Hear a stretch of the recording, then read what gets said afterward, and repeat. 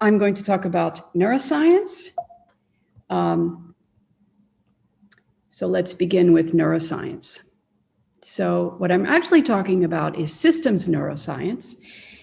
And it begins with a part of the brain, which is the part that's right here. It's called the small brain. It's called the cerebellum.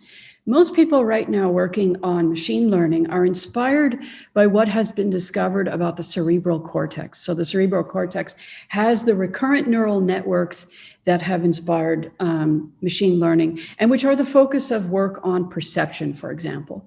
But we are now talking about a different brain region, which has an entirely different architecture and is involved in motor control. So the cerebellum is involved in regulation of eye movements, gait, posture, fine movements such as hand movements, tongue movements, emotion regulation, language regulation, attention regulation, and so forth. It is said to be involved in all behaviors requiring precision control.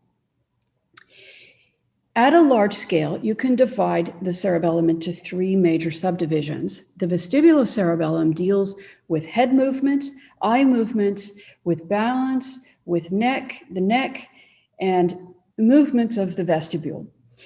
Spinal cerebellum is involved with the signals that go down the spine to regulate movements of the limbs, gait, and so forth. The cerebral cerebellum, which developed the latest in the history of the development of the cerebellum, is related to regulation of cognitive behavior. Then you can further subdivide the cerebellum into so-called functional modules. And you have here on the right a picture of the cerebral homunculus, a mapping of the body parts that are mapped to the sort of layers of the cerebellum.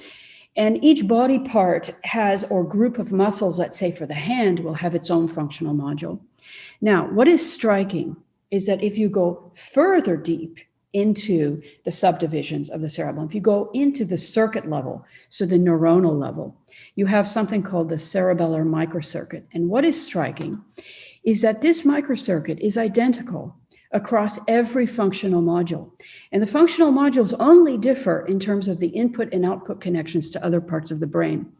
This has led neuroscientists to believe that there is a universal computation that's being performed across all of these systems. Now, we as control theorists, as roboticists, as engineers, we want to know, what is that universal computation?